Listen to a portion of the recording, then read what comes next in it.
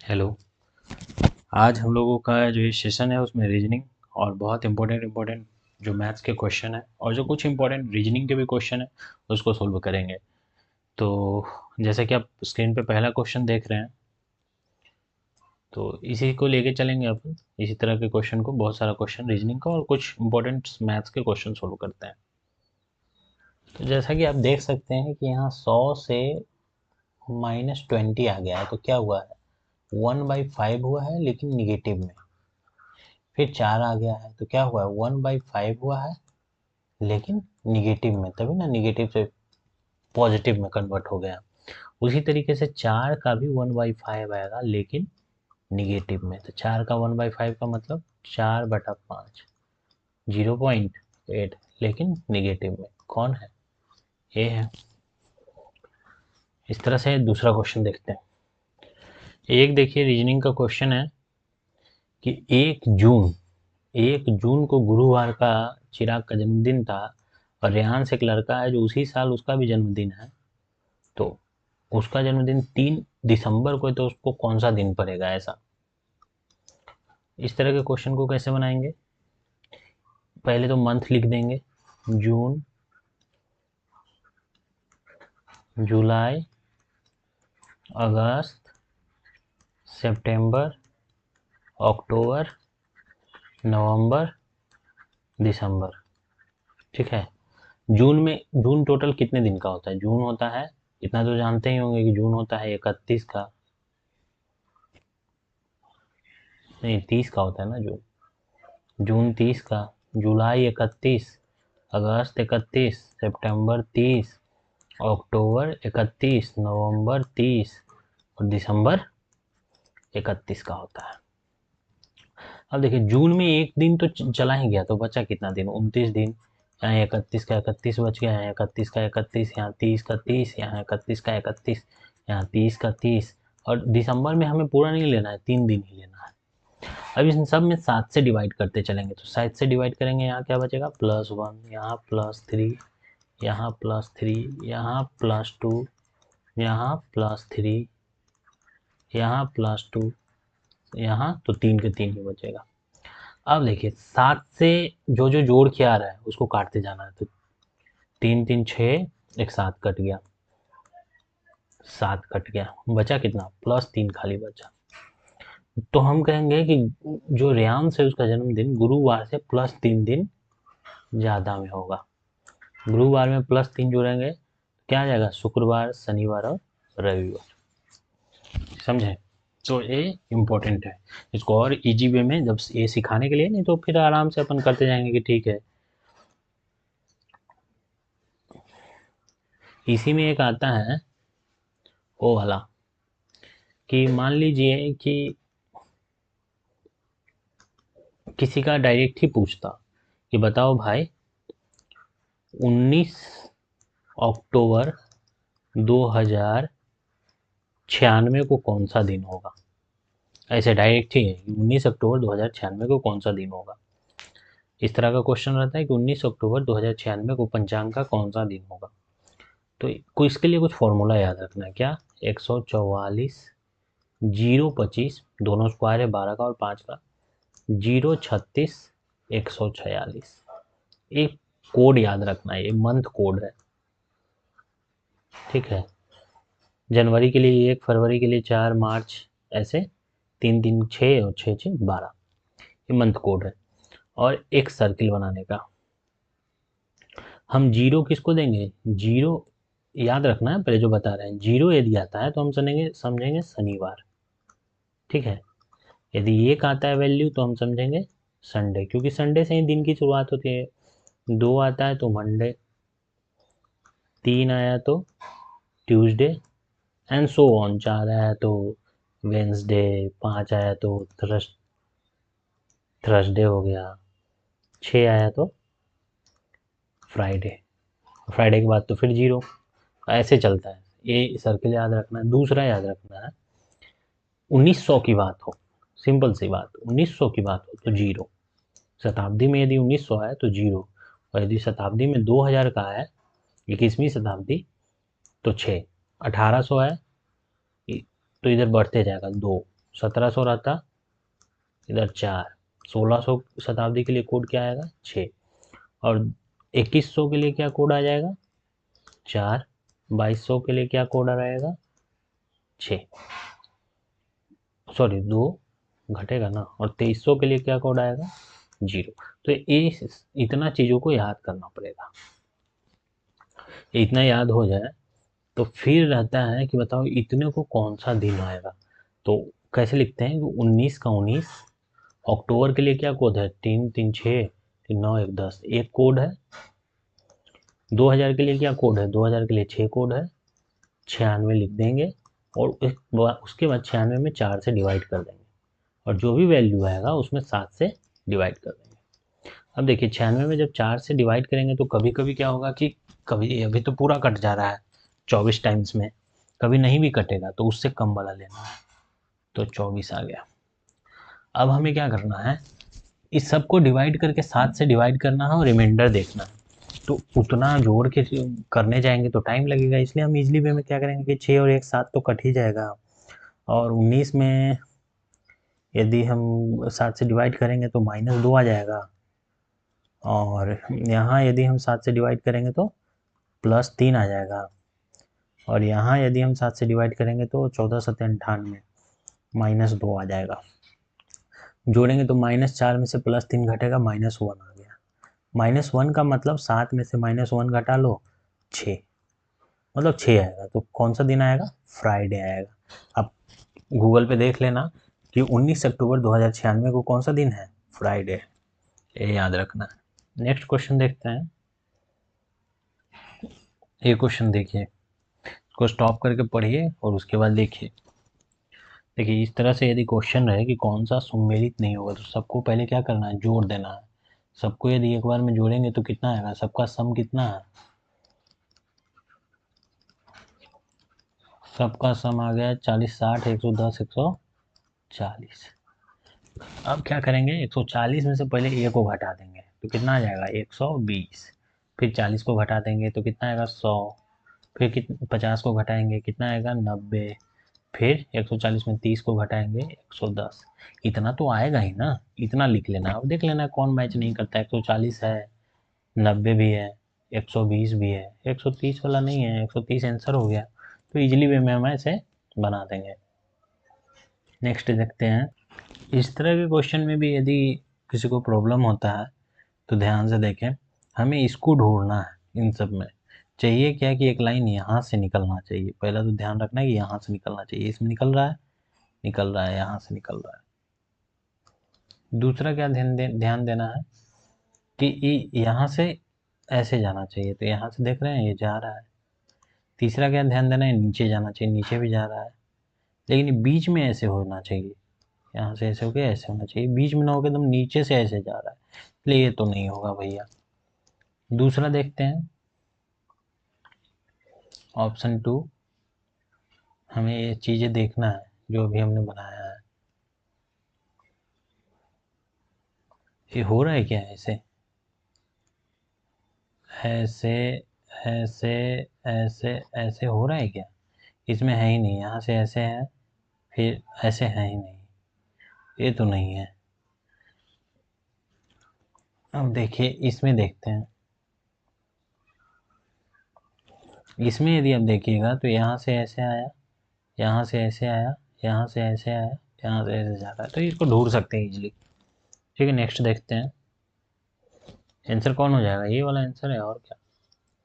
Next देखते हैं, किसी किसी को ये कागज वाले में मोड़ने वाले में भी प्रॉब्लम होता है, तो देखिए इसको देखिए, यहाँ से पहले आधा मोड़ के फिर आधा कर दिया, आपको ये यहाँ पे बीच में सर्कल पा रहा होगा, तो इसको मोड़ा कैसे है, यहीं से तो ऐसे मोड़ा है, तो यहाँ पे भी एक सर्कल आ जाना चाहिए, आ जाना चाहिए ना। अच्छा अब यहाँ पे भी सर्कल है, यहाँ पे भी सर्कल है, तो जिसको ऊपर करिएगा नीचे करिएगा तो यहाँ पे सर्कल तो है, यहाँ पे भी सर्कल है, इसको नीचे करिएगा तो एक सर्कल जो यहाँ पे था वो यहीं पे आ जाएगा, एक सर्कल जो यहाँ पे है वो यहाँ पे आ जाएगा। अब सिमिलरली जब इसको ऐसे पूरा खोलिएगा तो ये जो सर्कल है बगल वाला बगले में रह जाएगा, ये यहाँ पे सर्कल आ जाएगा, ये दोनों जो सर्कल है इस तरफ आ जाएगा। समझ गए, कौन आ रहा है, ये आ रहा है, ये आंसर हो गया। तो दिमाग लगा लेना है। नेक्स्ट देखते हैं, कितनों को फिर से इस तरह के क्वेश्चन में प्रॉब्लम होता है, तो प्रॉब्लम होने की बात नहीं है, साइमेट्री को फॉलो करता है। जैसे कि मान लीजिए इसमें इसका बटा ऐसा कैसा है, देख रहे हैं, एक इधर से आया है, एक इधर, तो उसी का इसका बटा वैसा निकालना पड़ेगा, समझ रहे हैं? मतलब एक ऐसा हमें चाहिए, और इसी का जब इन्वर्स करिएगा तो कैसा हो जाएगा, ऐसा चाहिए। क्यों चाहिए? क्योंकि ये जो लाइन आ रहा है इसको एक पूरा करने वाला भी चाहिए, और इसका मुंह से मुंह मिलाने वाला भी चाहिए, वही खोज लेना है कि ऐसा कौन बनता है। नेक्स्ट देखते हैं, चलिए मैथ का क्वेश्चन आ गया, मैथ को बनाते हैं, तो देखते जाइएगा कितनी इजीली तरीके से हम लोग मैथ को सॉर्ट आउट करते हैं। विमान कंपनी ई ने कह रहा है कि विमान कंपनी ई ने ए की तुलना में कितना परसेंटेज अधिक टिकट बेचा। ई कितना बेच रहा है, 6, ए कितना बेचा है, 5, कितना अधिक बेचा, 1, कहाँ से अधिक बेचा, 5 से, कितना परसेंट हुआ, 20%।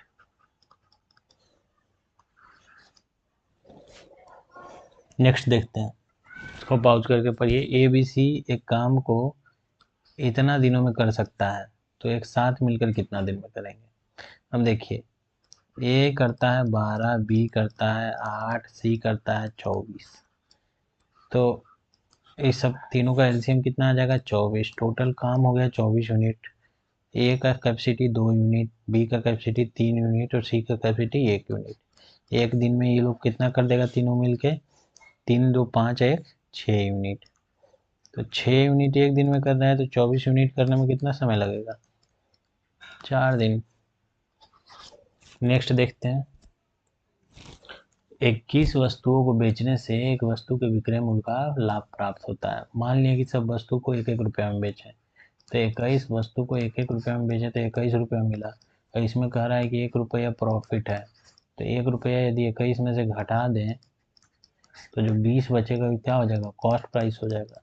प्रॉफिट कितना है, 1 रुपया, परसेंटेज लाभ कितना हुआ, 1/20, यही ना होता, लाभ बटा क्रय मूल्य गुना 100, कितना आ गया, 5%।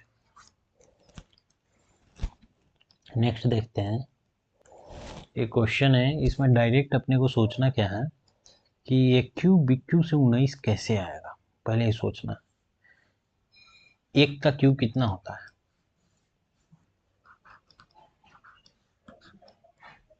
क्या हो गया, एक का क्यू कितना होता है, एक सेकेंड, हाँ, एक का क्यू कितना होता है, एक। दो का क्यू कितना होता है, 8। तीन का क्यू कितना होता है, 27। इतना तो तय है कि दो का योग है, मतलब ए और बी जो है 2 3 के आसपास ही है, बहुत बड़ा नहीं है, क्योंकि 4 के क्यू तो फिर 64 हो जाता है, जो कि बहुत बड़ा हो गया। तो हम कहेंगे कि भैया देखते हैं, दिमाग लगाते हैं, 1 और 8 को जोड़ेंगे तब तो 9 19 नहीं आएगा, 27 28 को जोड़ेंगे 35 हो जाएगा, 27 में से 28 घटा रहे हैं तो 19 आ रहा है। कहीं ऐसा तो नहीं कि ए जो एक पॉजिटिव है एक निगेटिव है, मतलब ए 3 है और बी -2 है, और दोनों को यदि जोड़ देंगे तो 1 भी हो जाएगा। इसका मतलब ए और बी का वैल्यू, ए का वैल्यू 3, बी का वैल्यू -2। हाँ, 27 और 8, हाँ सही है। तो ए बी का मान क्या होगा, तो ए बी -6 हो जाएगा, ऐसे निकाल देना था। यदि ऐसे दिमाग काम नहीं करता है तो फिर क्या करेंगे, फिर अपन ऐसे बना सकते हैं। क्या फॉर्मूला होता है, ए क्यू प्लस बी क्यू का, ए प्लस बी का होल क्यूब -3ab इंटू ए प्लस बी। ए क्यू प्लस बी क्यू दे रखा है 19, इतना बराबर क्या हो जाना है, 1 का होल क्यूब -3, ए बी नहीं पता है, ए बी तो निकालना है, और ए प्लस बी कितना है, 1, 1 का होल क्यूब 1 -3ab बराबर 19। अब क्या करें, 1 में से 19 को घटा लेते हैं, तो हो जाएगा 3ab पॉजिटिव में, तो ए बी कितना आ जाएगा, -18/3 बराबर -6। तो ऐसे बनाना पड़ेगा फिर, तो दोनों आना चाहिए। नेक्स्ट क्वेश्चन देखते हैं। ये देखिए 144 किलोमीटर की दूरी 3.2 आवर्स में तय करता है, तो मीटर प्रति सेकंड में कार की औसत गति क्या है? ये तो जानते हैं ना कि यदि किलोमीटर पर आवर दिया हुआ है तो इसमें 5/18 से गुना कर दीजिएगा ना, तो मीटर प्रति सेकंड बदल जाएगा। यदि मीटर प्रति सेकंड दिया हुआ है तो इसमें बड़ा से गुना करना पड़ेगा, 18/5 से करिएगा, किलोमीटर पर आवर हो जाएगा। इतना तो जानते ही हैं।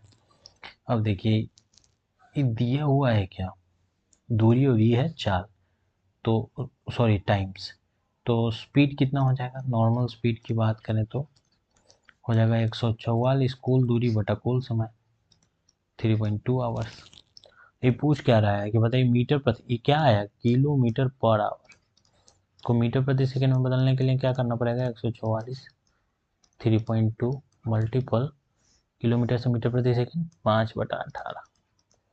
अब बताइए, अब 32 से कितने बार में कट जाएगा, 32 नहीं नहीं नहीं नहीं 32 से नहीं कटेगा, 18 से काट देते हैं, 18 से 18 अठी 44 से, और ये 8 से कट जाएगा 32.4 बार में, और ये पॉइंट जो है ऊपर चला जाएगा तो ये हो जाएगा 50, नीचे 4, 50/4 12.5, 12.5 आंसर आ गया, 12.5 मीटर प्रति सेकंड। नेक्स्ट क्वेश्चन देखते हैं। ये देखिए यहाँ दिया हुआ है, अब ये सब वैल्यू याद करना पड़ेगा, वैल्यू याद नहीं रहेगा तो नहीं होगा। जैसे साइन का, जीरो का वैल्यू सब याद रखना पड़ेगा, एक बना ही देते हैं, 0, 30, 45, 60, 90, ठीक है। साइन है तो साइन जीरो का वैल्यू 0, 30 का वैल्यू कितना हो जाएगा,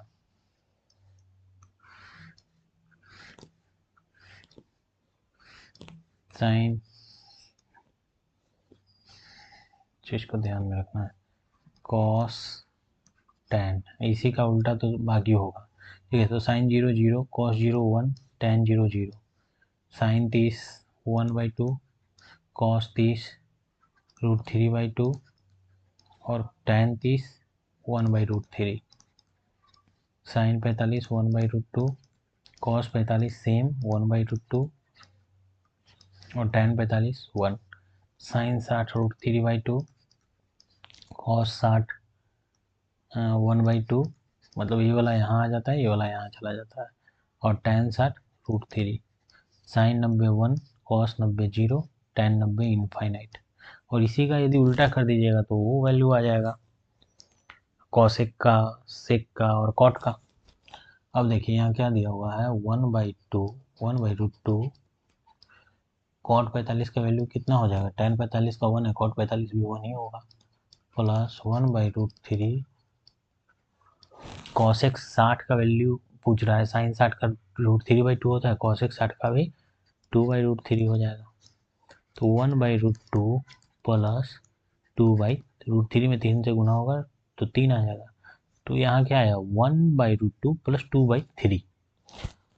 यदि और इसको आगे बढ़ाएंगे तो भिन्न का जोड़ लेना पड़ेगा, 3√2 एलसीएम हो जाएगा, और नीचे आ जाएगा, ऊपर आ जाएगा 3, और यहाँ आ जाएगा 2√2, क्या हो गया, 3 + 2√2/3√2। तो यही है। नेक्स्ट क्वेश्चन देखते हैं। इस क्वेश्चन को देखिए, पढ़ लिए तो इसको सोल्व करते हैं। क्या कर रहा है, पी खंड ए बी की मध्य बिंदु है, ए बी एक रेखा है, इसमें मिडिल पॉइंट पी है, और बेसिक पहले बता देते हैं, यदि ये है x1/1 और b है x2/2, तो p का कोऑर्डिनेट कितना आएगा, यदि x और y है p का कोऑर्डिनेट निकालना, तो x बराबर हो जाएगा, दोनों को जोड़ दो बाबू, x1 और x2 को 2 से डिवाइड कर दो, y बराबर क्या हो जाएगा, y1 और y2 को जोड़ दो और 2 से डिवाइड कर दो। सिमिलर चीज़ है यहाँ पुट करना है। p के निर्देशांक 3 और 1 है, इसको दूसरा कलम दे देते हैं। p का निर्देशांक कितना है, 3 और 1 है, और b है 5 और -4 है, तो बताइए कि ये क्या होगा। अब देखिए, आपको 5 और x1 को जोड़ के 3 लाना है। 5 + x1 बटा में 2 बराबर 3। तो बताइए कि 3 दूनी का 6 में से 5 घटेगा, x1 आ गया 1। सिमिलरली y1 निकालना है तो क्या हो जाएगा, y1 और -4 प्लस, तो क्योंकि यहाँ माइनस है ना तो प्लस माइनस माइनस हो जाता है। y1 -4 बटा में 2 से डिवाइड करिएगा तो 1 आ जाएगा। y1 बराबर क्या आ गया, 6। क्या आ गया, 1 और 6, 1 और 6। नेक्स्ट देखते हैं। देखिए, 2 वर्षों में साधारण ब्याज पर मूलधन 18% बढ़ जाता है। मतलब क्या है कि 1 वर्ष में कितना बढ़ा होगा, 9%। तो समान दर पर 3 वर्षों में, 3 वर्ष में कितना हो जाएगा, 27%।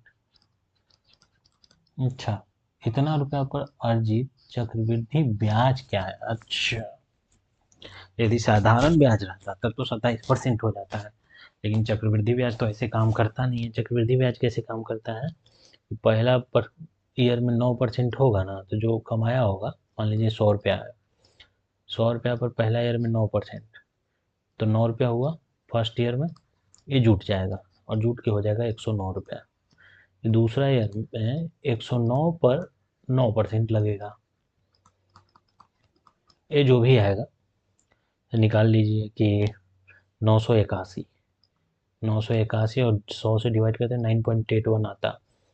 तो 9.81 जो है 100 में जुट 109 में जुट जाता और ये क्या बन जाता, इट बिकम्स 118.81। अब तीसरे साल में क्या होता, 118.81 पर 9% लगता, और जो आता ना वो फिर 118.81 में जुट जाता। तो इसको भी निकाल सकते हैं, 118.81 में 9 से गुना देंगे, 9 8 9 72, 8 9 72 और 7 79, 9 7 16, हाथ में 1 9 1 10, इतना आता। और ये यहाँ 0.2 ऑलरेडी है, तो यहाँ जाता पॉइंट, 100 से डिवाइड करते हैं तो यहाँ पे आ जाता है ना। तो कितना आ जाता, 10.6929। तो उतना लिखने के बजाय 10.7 लिख देते हैं, और इसको इसमें जब ऐड करते हैं तो क्या बन जाता, 128, और ये 8 7 15 एक जुट जाता, तो मतलब 129%, 129% के आसपास बनता। समझ गए, इस 100 जो है कितना बन गया, 129 बन गया। तो बताइए चक्रवृद्धि ब्याज कितना मिला, 29% का चक्रवृद्धि ब्याज लगभग मिलता। तो बताइए 7,000 का 29% कितना होगा। कुछ नहीं करना है, 29 से गुना करके 100 से डिवाइड कर देना है। 00 से एक कट ही जाता ऑलरेडी, 29 में 7 से करिए, 9 सत्ते छप 9 सत्ते 63, 6 7 दूनी 14, 6 20, ये आ जाता। एक 00 जो यहाँ बचा था, 2030। इसमें तो ऑप्शन 2030, 29% ज़्यादा ले लिए क्या, 118, एक सेकेंड रुकिए, 9%, 109, 109 का 9%, तो 981, और 9.81, तो ये 118.81, और 118 का जब 9% निकालें तो कितना आया। की तो अपन सही ही है, क्योंकि 109 का 9% 9.81, और उसके बाद इसको इसमें जोड़ दिए तो 118.81, 118 का जब 9% निकाले 10.7 आया, ठीक ना। लेकिन अपन ने गलती क्या किया, अपन ने गलती क्या किया जो मैं आपको बताता हूँ कि को थोड़ा मिटा देता है, कि देखिए 118 का जब 9% निकाले हैं तो 10.7 आया, और ये 10.7 को इसमें जोड़ना है हमें। तो जब जोड़िएगा 118.81 में 10.7 को जोड़िएगा तो कितना बन जाएगा, 118.81 में 10.7 को जब जोड़ेंगे 1 8 7 15 और 1 8 1 9 बन गया, एक दो 129.51, अपन 129 लेके चल रहे थे, 0.2 का अंतर था, 0.5 का अंतर था, तो 60,000 का तो 0.5 भी बहुत हो जाता है ना। तो 100 रुपये लेके चले थे, अब 3 साल में ही बन कितना गया, 129.51, मतलब 29.51 इंटरेस्ट मिलता। यदि ये सिंपल इंटरेस्ट रहता तो कितना मिलता, 9% के हिसाब से 27%। लेकिन ये चक्रवृद्धि ब्याज है तो कितना मिल रहा है, 29.51% इंटरेस्ट मिल रहा है। अब 7,000 का 29.51 निकालिएगा ना, निकाल लेते हैं, 51 को छोड़िए ना, 5 ही लेके चलते हैं, तो कितना हो जाएगा। बहुत सिंपल शब्दों में कहें तो परसेंटेज से डबल जीरो कट जाएगा, 70 गुना 29.5, मतलब ये जीरो से पॉइंट भी खत्म हो गया तो 295 गुना 7 कर लेते हैं, गुना 195 गुना 7 करेंगे, 7 × 5 = 35, हाथ में है 3, 9 से 63 और 3 66, हाथ में है 6 और 7 दूनी 14, 6 20, 2065 आ गया, क्योंकि ये रहा, तो ये आंसर हो जाता। ये क्या मैंने आपको सिखाया, ये चक्रवृद्धि ब्याज कैसे मल्टीपल होता है, वार्षिक रूप से मल्टीपल होता है, वार्षिक रूप से जुड़ते जाता है।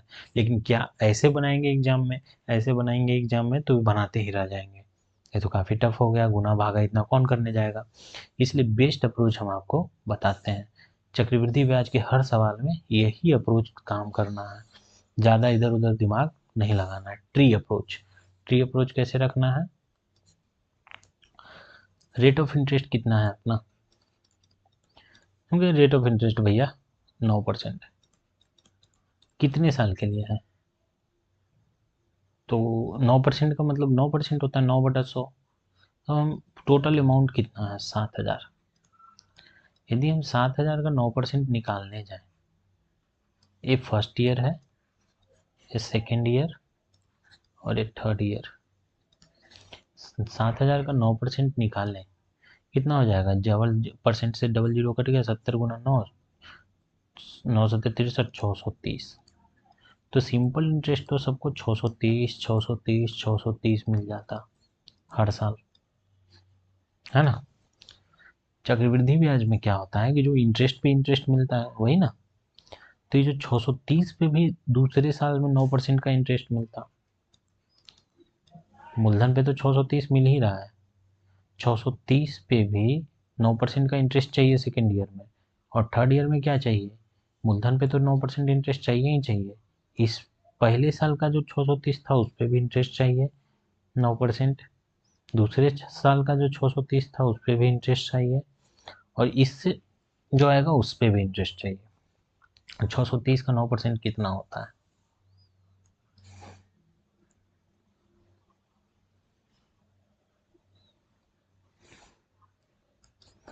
630 का यदि 9% निकालने का है, हम कहेंगे तो कुछ नहीं भैया, पहले गुना कर दीजिए ना, 9×3 = 27, 9×6 = 54 और 2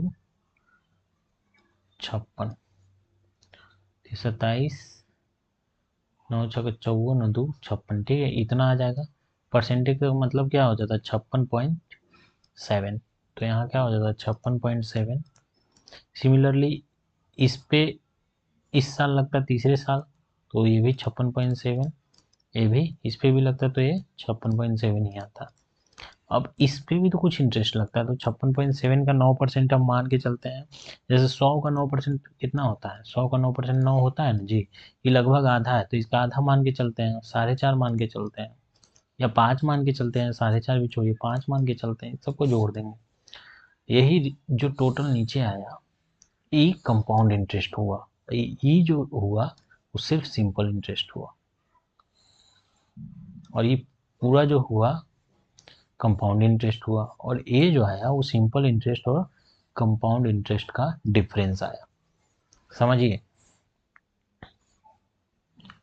यदि हमसे पूछे बताओ भाई सिर्फ सिंपल इंटरेस्ट, तो हम कहते हैं ये वाला जो एरिया है सिर्फ सिंपल इंटरेस्ट है। पूछे कंपाउंड इंटरेस्ट, हम कहेंगे पूरा कंपाउंड इंटरेस्ट है। पूछे डिफरेंस, तो हम कहेंगे कि जो ए आया नीचे वाला वो डिफरेंस आया, समझ गए। अब देखिए जोड़ना है तो 630 3 बार कितना हो जाएगा, 1890, छप्पन छप्पन छप्पन 3 बार कितना हो जाएगा?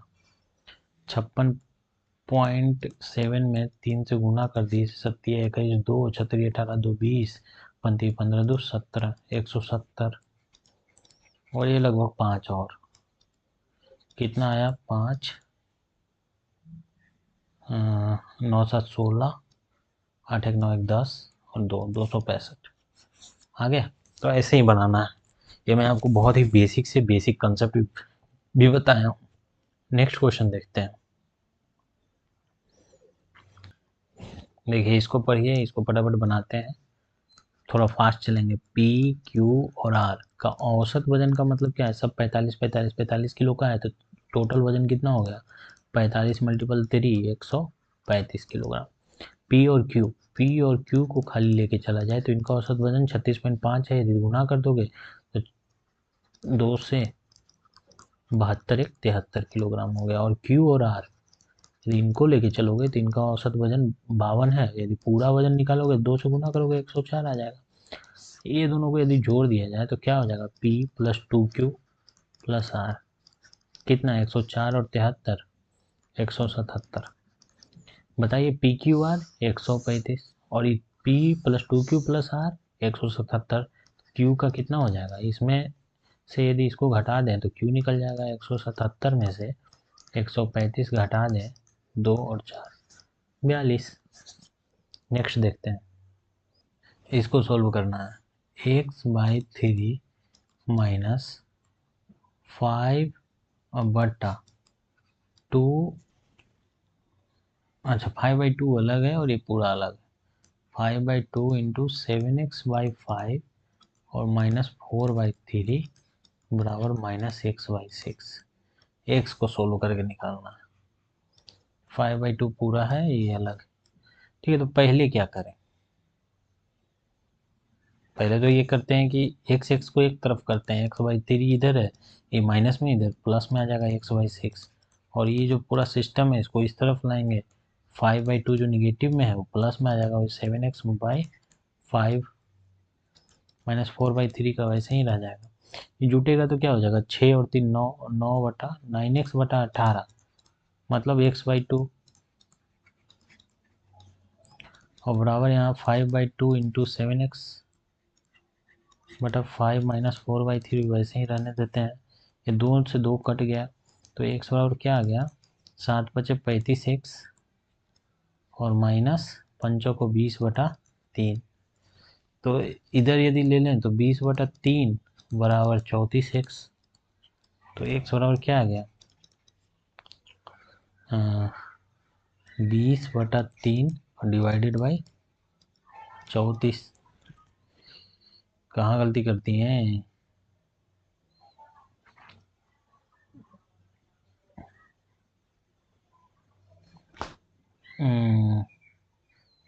यही तो गलती कर रहे हैं, वो भी बहुत मिस्टेक कर रहा है। यहाँ जब हम 5 से मल्टीपल करेंगे तो 7 बचे 35 ना होगी, 5 से 5 कट जाएगा ना, तो 7x आ जाएगा। 7x और माइनस 20/3। यही सिली मिस्टेक एग्जाम में गड़बड़ हो जाता है, नहीं करना है। तो यहाँ क्या आ गया? 35x की जगह 5 से 5 तो कट जाएगा, यहाँ क्या आ जाएगा? 7x। और यहाँ जब 5 में -4 तो -20/3। ठीक है, यहाँ 6x बराबर आ जाएगा 20/3। तो x बराबर क्या आ जाएगा? 20/18 कितना हो जाएगा? 10/9। 10/9 कौन है? ये यही आंसर हो गया।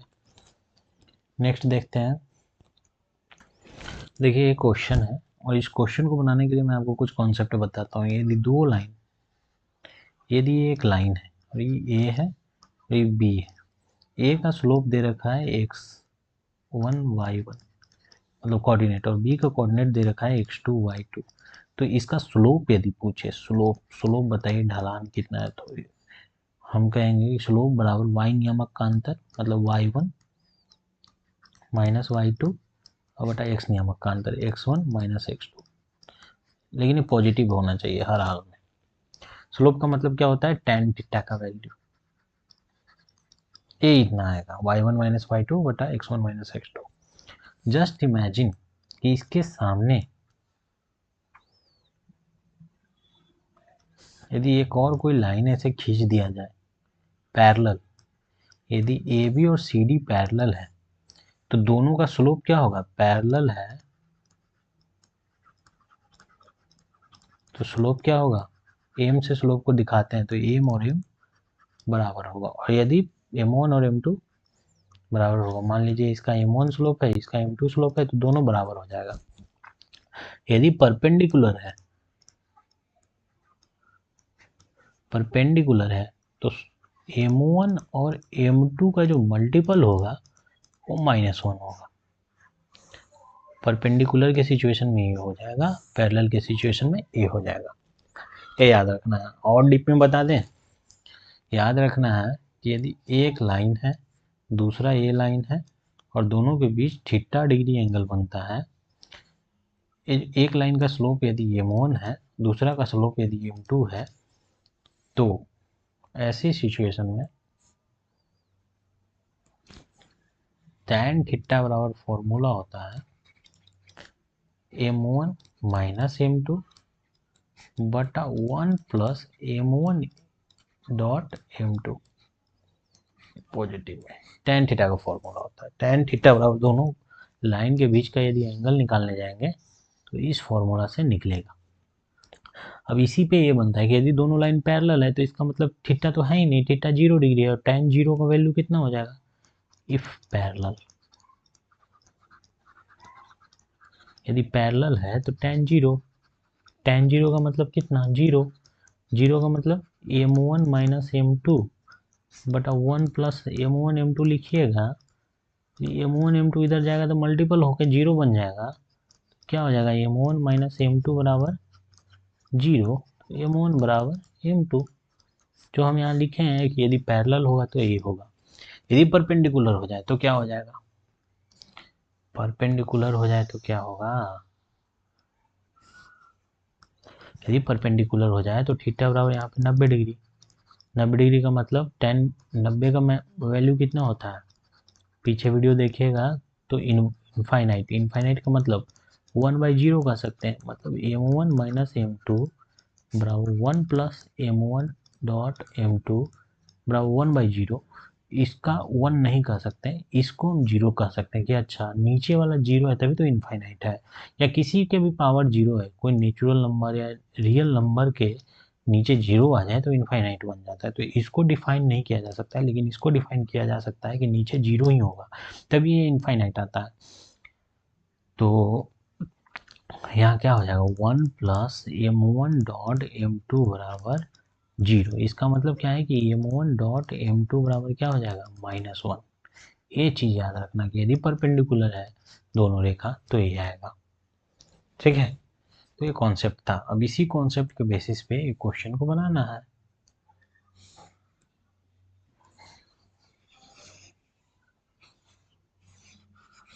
बनाते हैं अपन कि देखो बाबू, एक रेखा है ए बी, ए है -5 और 1 और बी है -2 और 0, और एक रेखा और है जो इस पर परपेंडिकुलर है, कोई रेखा है पी क्यू। तो पी क्यू का स्लोप क्या है, यही क्वेश्चन है। अब देखिए ए बी का स्लोप कितना है, ए बी का स्लोप निकालने के लिए बेसिक बात क्या है, ए बी का स्लोप निकाल दीजिए। वाई नियामक का अंतर कितना है, एक में से 0 जाएगा, एक्स बटा एक्स नियामक का अंतर -5 में से -2 जाएगा, माइनस माइनस प्लस हो जाएगा 1/-3। ये आ गया ए बी का स्लोप।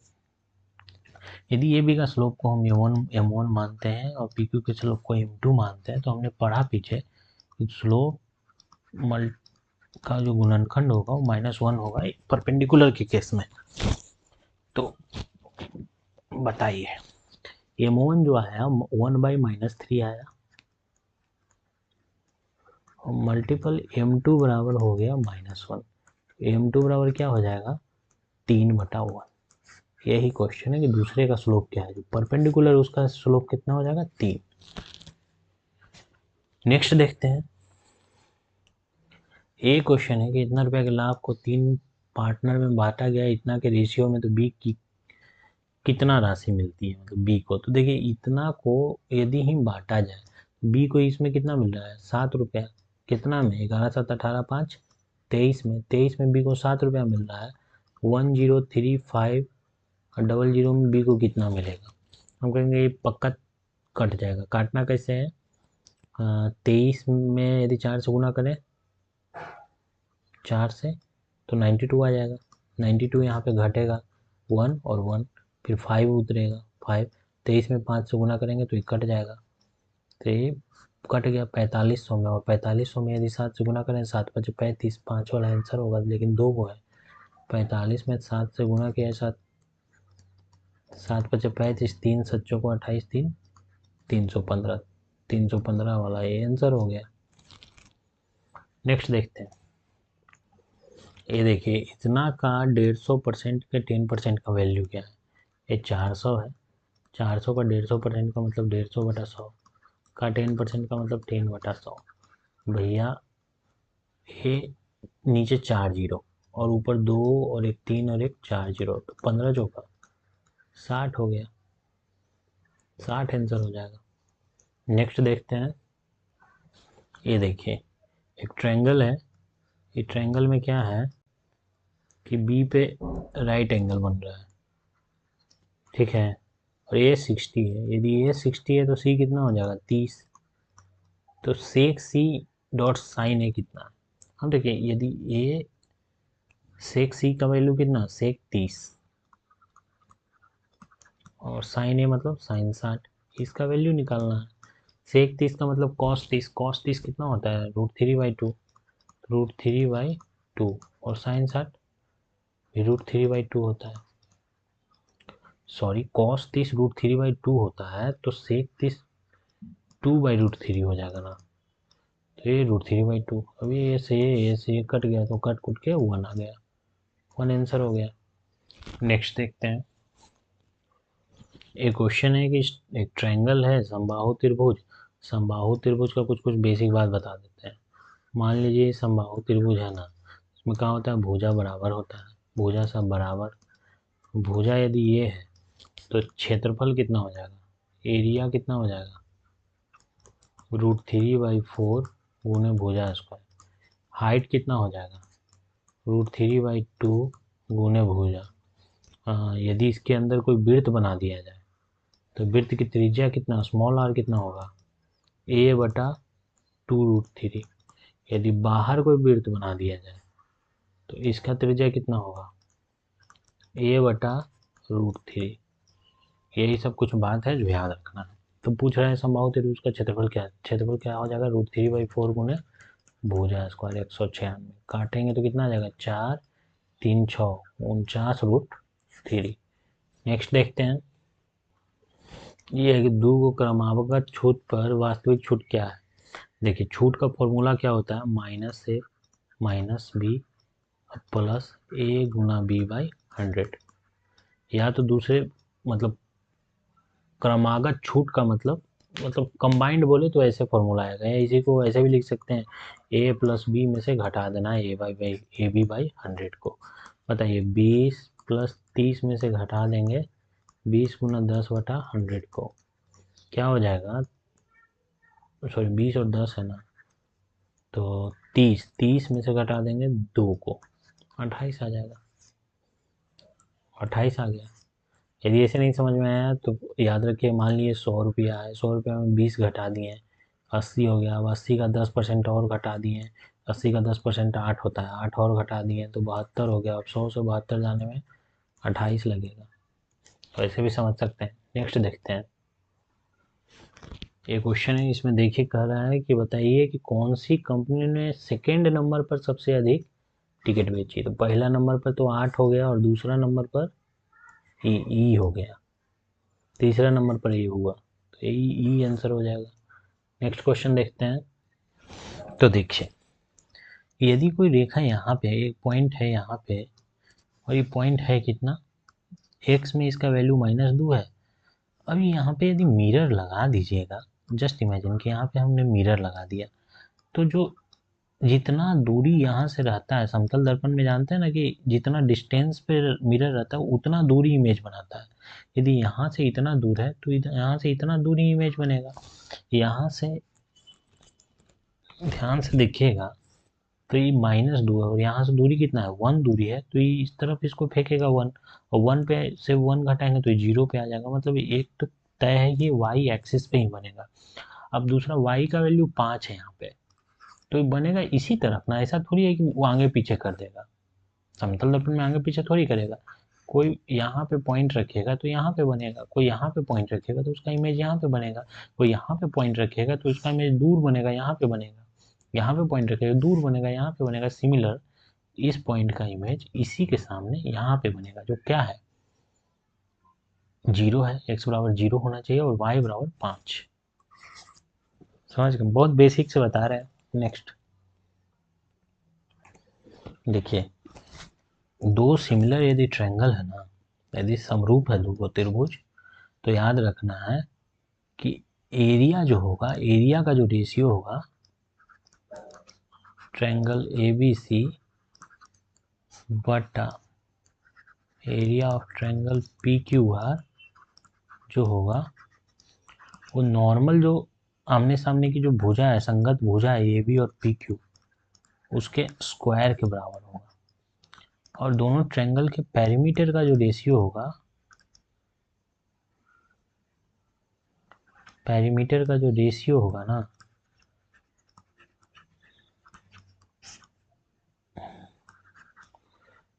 पेरीमीटर का जो रेशियो होगा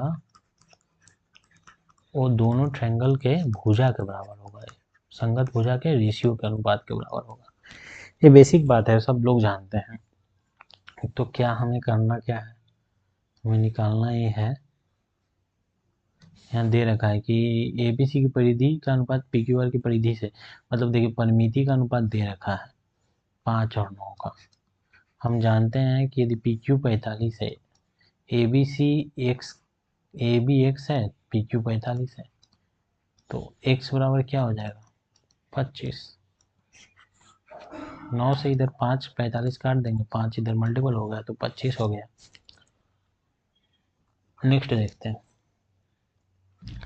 इतना में कौन सी न्यूनतम संख्या जोड़ जानी चाहिए कि 19 से विभाज्य हो जाए। क्या करेंगे, 4 1 3 1 में 19 से भागा देके देख लेंगे कौन कट रहा है। 19 दूनी का 38, हाथ मरा 3, और 3 और उतर जाएगा 1, 19 कितना 14 और 1। अब ये बताइए 141 से कौन सी ऐसी बड़ी संख्या है जो 19 से कट जाता है। 19 छः का 114, 19 सते कितना होता है देख लेते हैं, 9 सते 63, और 7 और 6 13, 133 ही रह जाता है। 19 में यदि 8 से गुना करें 8 9 72, और 8 और 1 7 15, 7 8 152 कट जाता है 19 से कितना मरतबे में, 8 मरतबे में। तो इसका मतलब है कि 141 से 152 लाने के लिए कितना जोड़ना पड़ेगा, 11 जोड़ना पड़ेगा। यही 11 जोड़ देंगे। नेक्स्ट देखते हैं, एक क्वेश्चन है कि फर्स्ट समांतर है, उस मतलब समांतर श्रेणी है, उसका पहला पद मतलब ए का वैल्यू दे रखा है -1, और अंतिम पद मतलब टीएन का वैल्यू दे रखा है 36, और टोटल पद कितना है, एन बराबर दे रखा है 12।